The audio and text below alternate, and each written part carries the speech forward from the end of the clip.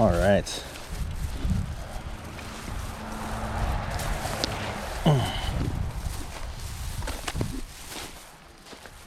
Oh yeah, still got some open water, which is nice.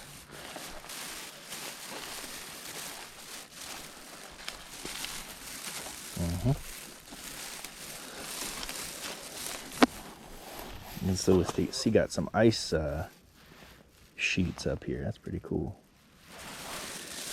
All right, let's start with BFS. Basically, with such small braid, tying like a normal uni, which I do, never seems to work. There's just not enough. The braid is just so small.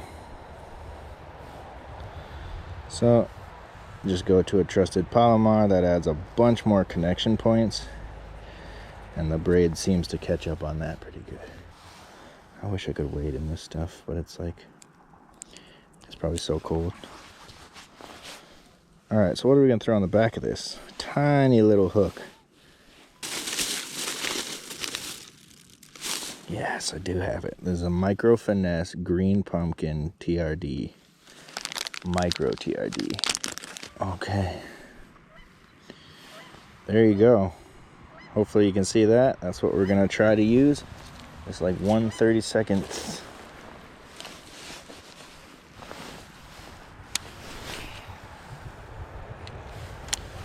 So as you can see, this thing just pitches a little jig so far. That's why I love this setup. This little bait finesse can really get out there. All right, let's walk up to this little point right here.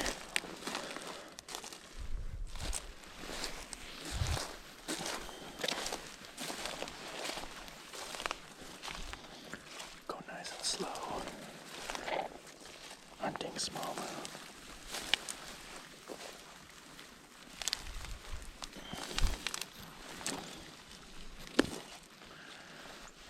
Look at that. That's so cool.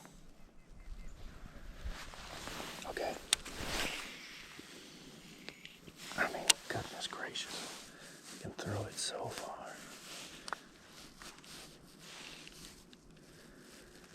And I can see a few like rocks and stuff in the current.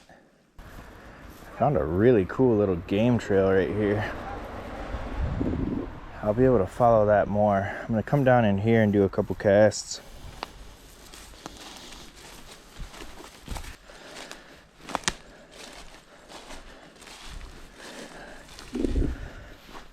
Yeah, see, this is some rock, which is nice. If I can get down over that way, I'll be pretty happy too.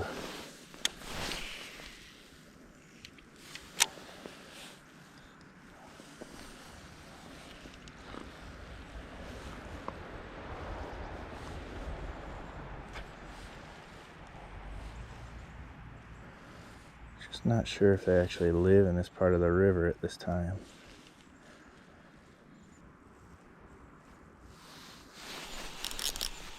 Ah, oh, fucking leaf.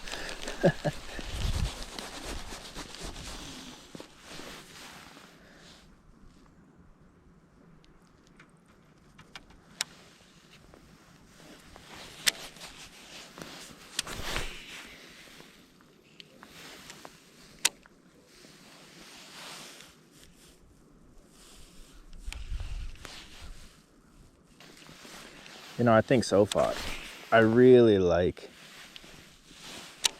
the Daiwa Gekkabijin.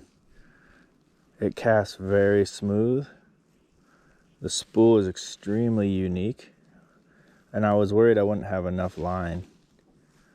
But I'm casting probably one of the lighter lures I'm comfortable casting with. And there's still plenty of line on the spool.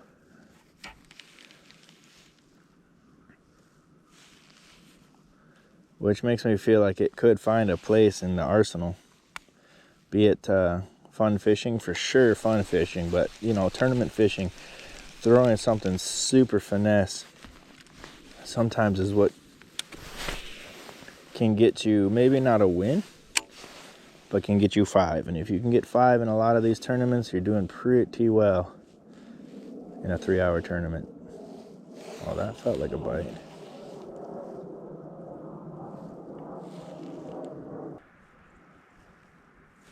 Alright, well, let's go try another spot for the GoPro dies. Wow, that was hard to get through. I had to get through all that. Someone's chopped this area down. This is pretty sweet. They put some like, looks like a carp tube or something.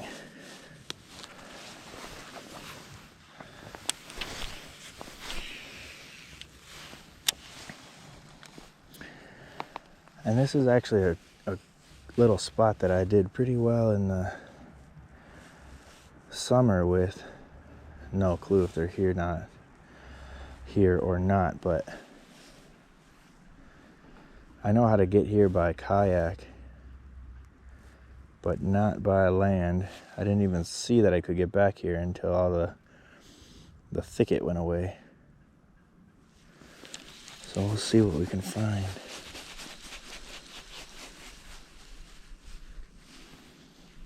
If anything. But this here,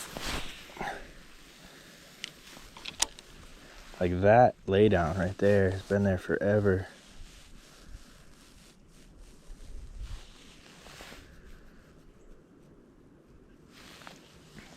And it does get a little deeper here. But I honestly don't know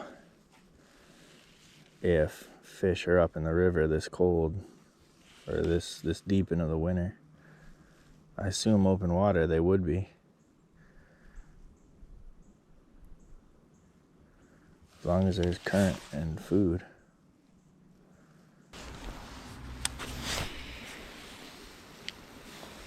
Anyway, I really like the Gekkabijin for its spool. I mean, it's so low inertia. You know, they made it so that it can really start and stop really quickly. And you can feel that. Again, 1/32 ounce jig with a micro trailer on it. And I'm able to throw it as comfortably as I am with other baits on a bait caster.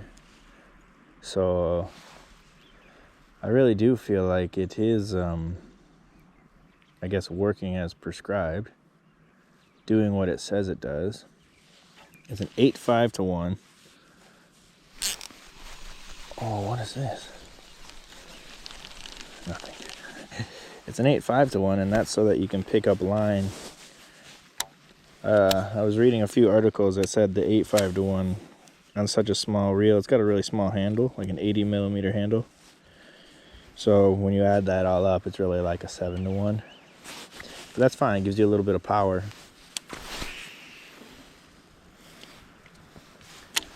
I mean, that's just launching something. And I think the appeal of the bait finesse system, the BFS reel and the BFS rods, is that accuracy that you can get with that setup,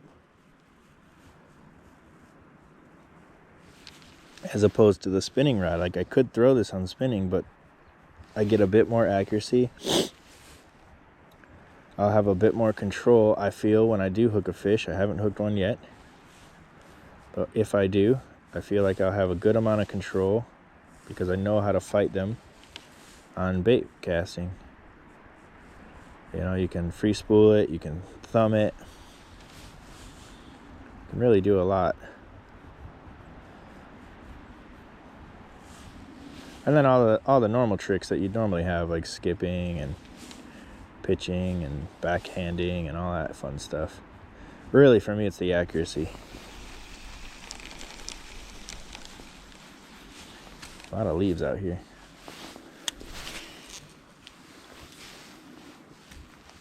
That's the first backlash all day. And it wasn't that bad. With such small line, I have had some really bad backlashes. So just be ready for that. The small braid is not forgiving in any way, shape, or form, in my opinion.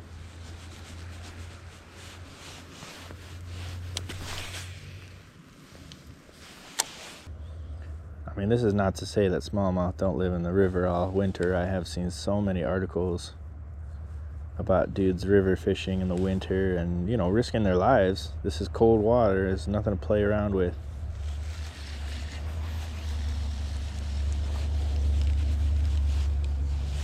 That's why I'm not in the kayak. I don't feel like kind of taking that risk right now.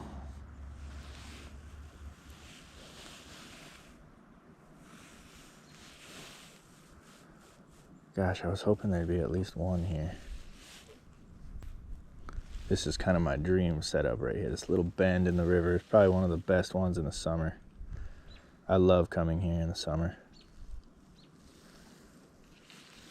And it might be that void of grass, because normally there's lots of grass in this area. Void of grass, the bait does something different. It goes somewhere else.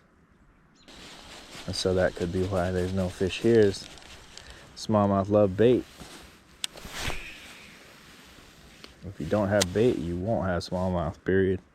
You could find the best place ever. You could find the greatest structure. You could find the greatest drop off, best looking point, nice isolated rock point. But if there's no bait, those fish just simply won't be there. They're like wolves. They will move and hunt for bait. Not like that largemouth will kind of sit and wait for bait. You know, you can kind of pinpoint a largemouth a little bit better. You see a lay down or something, you're like, oh yeah, that's nice. But a lot of the times with smallmouth, if there's no bait, you know, if they're not actively feeding, you're not going to find them.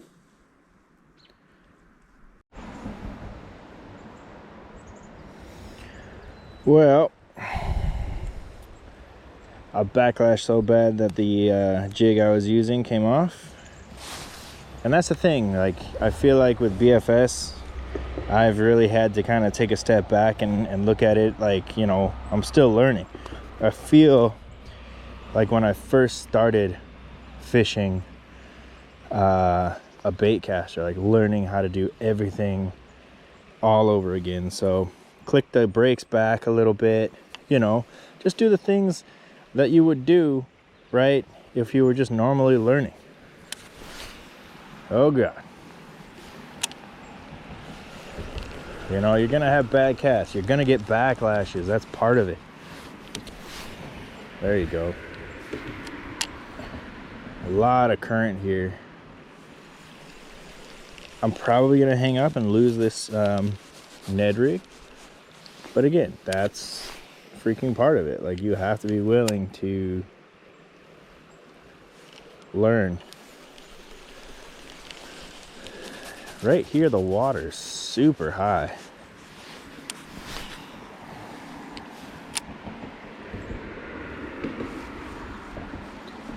There's a dead fish in the water. I don't know what it is. Probably take a look at it. It's fresh. Looks like a creek chub.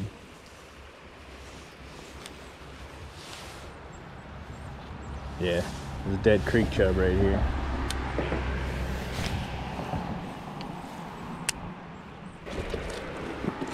Oh, this looks slippery as a mother, doesn't it?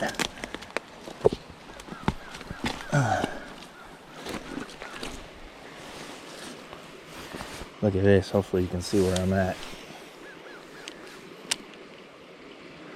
Things I go through just for a bite. This is kind of what BFS is about. Like, getting into some kind of tough areas from the bank. I'm like basically crouching. Try to get a bite here. God.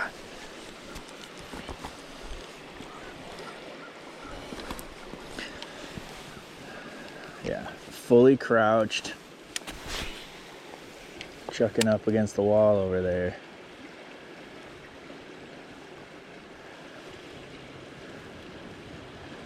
Man, that current is ripping. I don't know if anything's gonna be in there, but if it is, it's gonna be right up in there.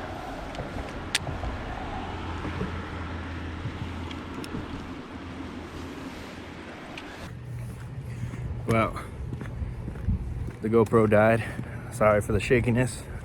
This is just the iPhone. I'm gonna go try a couple more bends in a different part of the river. We're probably not gonna catch anything, but if I do, I'll show you. Anyway, thanks for watching. See you guys later.